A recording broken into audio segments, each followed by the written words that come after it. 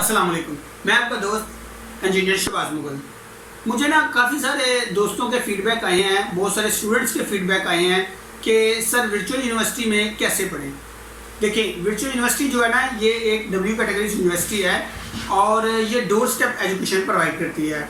मैंने काफ़ी सारे स्टूडेंट देखे हैं जो वर्चुअल यूनिवर्सिटी में एडमिशन तो लेते हैं, लेकिन उसका जो तरीक़ाकार है वो समझ में ना आने की वजह से छोड़ देते हैं। और वर्चुअल यूनिवर्सिटी में जो स्टूडेंट पढ़ जाते हैं वो अल्हम्दुलिल्लाह किसी न किसी अच्छी जगह की पोस्ट पे, अच्छी पोस्ट पे होते हैं या किसी अच्छी जगह रोज़गार कमा लेते हैं। बेसिकली वर्चुअल यूनिवर्सिटी में होता क्या है, बहुत सारे स्टूडेंट ज़रा गौर से सुन लें। जिनको ये नहीं समझ आता वो इस चीज़ को समझ लें कि जब किसी चीज़ का डेकोरम आपके सामने होता है ना, उसका पैटर्न आपके सामने होता है, तो तभी आप जो है ना उसको अंडरस्टैंड कर पाते हैं कि आप उसको कैसे पढ़ेंगे या मतलब किस तरह उसे जो है ना टैकल कर सकेंगे। बेसिकली वर्चुअल यूनिवर्सिटी में होता क्या है, आप सबसे पहले एडमिशन लेते हैं, आपको हैंडआउट्स दिए जाते हैं।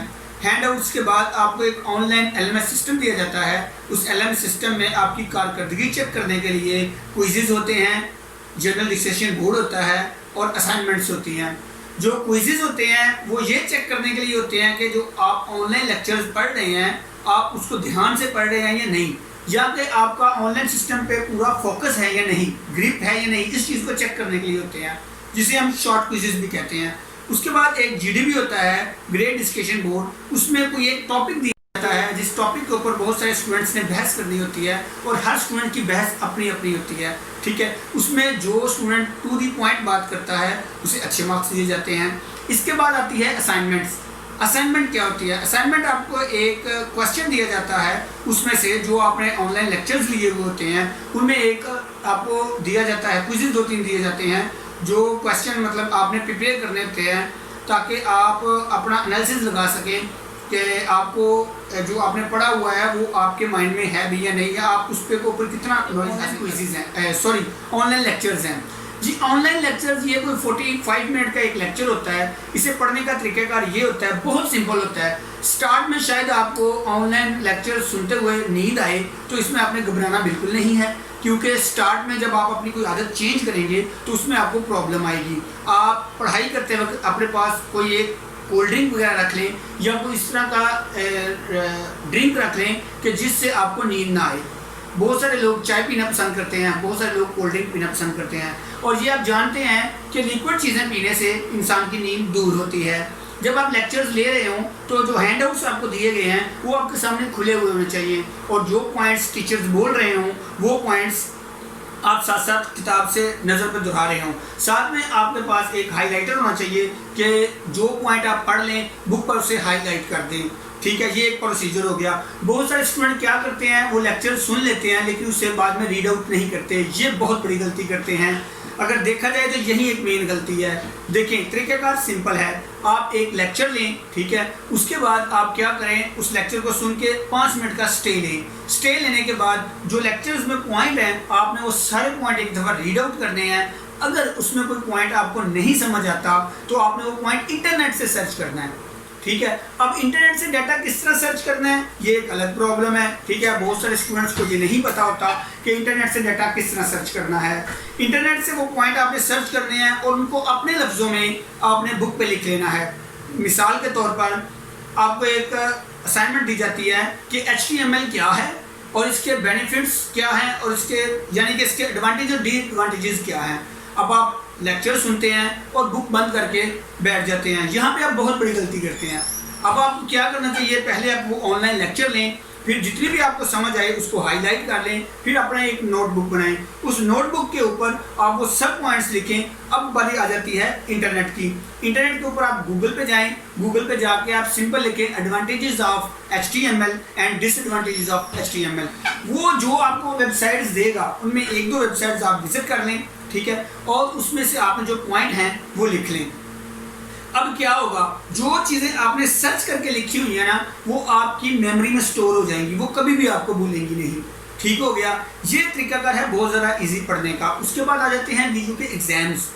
बहुत सारे स्टूडेंट कहते हैं जी एग्ज़ाम में हम लोग क्या करें जी, हमें समझ नहीं आ रही, टाइम बहुत शॉर्ट है, टाइपिंग करनी होती है तो हमें टाइपिंग नहीं आती, टाइम कम मिलता है। मैंने बहुत सारे स्टूडेंटों को ये देखा है गिला करते हुए लेकिन वो लोग वक्त के साथ अपने आप को बदलते नहीं हैं। देखें, क्विज एग्जाम में आपको मिलता है 1 घंटा, ठीक हो गया। उसमें शॉर्ट क्वेश्चंस होते हैं, लॉन्ग क्वेश्चंस होते हैं, मल्टीपल चॉइस होते हैं, उनको हमें टैकल कैसे करना है। आपको पता है कि आपके एग्जाम होंगे, तो फिर आप डेली रोजाना अपने कंप्यूटर के ऊपर 5 मिनट सिर्फ टाइपिंग की क्लास लिया करें। टाइपिंग मास्टर इंस्टॉल कर लें और उसके ऊपर आप क्लास लिया करें, 1 क्लास 2 क्लास। देखिए उसका क्या तरीकाकार है। शायद वीडियो थोड़ी लंबी हो जाए, लेकिन मैं इंशाल्लाह आपको इस वीडियो में वो सारी चीज़ें बताऊंगा जिनसे आप वर्चुअल यूनिवर्सिटी में रह के अच्छे तरीके से पढ़ भी सकते हैं और अच्छे मार्क्स भी ले सकते हैं।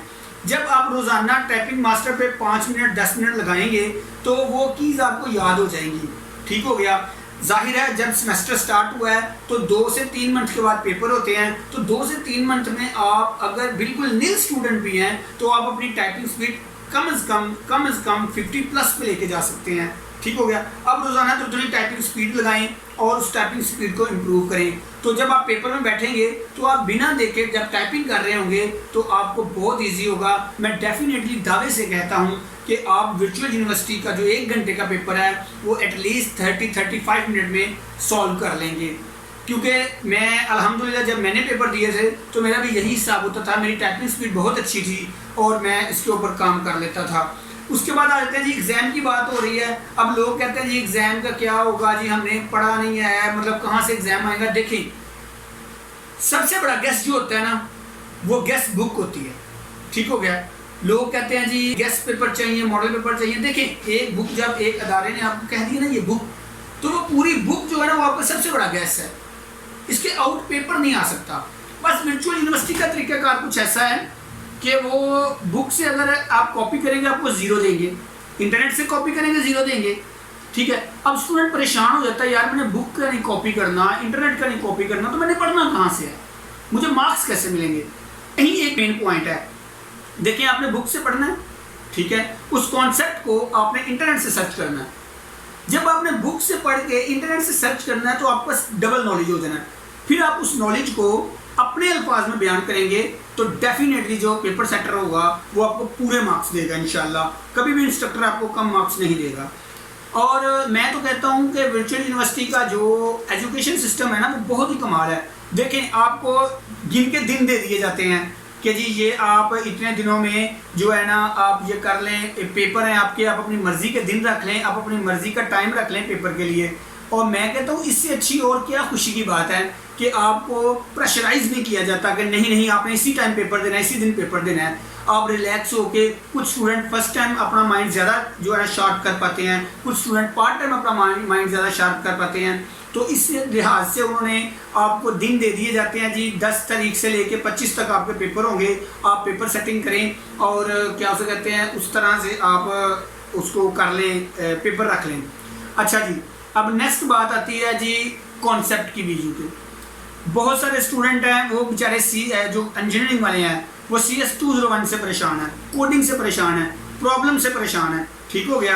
अब हम क्या करेंगे, बेसिकली इस चैनल को बनाने का मकसद मेरा यही है कि मैं उन सारे पॉइंट्स को, उन सारी चीज़ों को मैं एक एक करके एक्सप्लोर करूं, उनका हल जो है ना बताऊं और उनको सिखाऊं आपको। देखिए पढ़ तो आप रहे हैं, पढ़ आप मुझसे भी जो है ना ज़्यादा पढ़ चुके होंगे डेफिनेटली, मतलब पढ़ तो रहे हैं आप लेकिन सीख नहीं गए।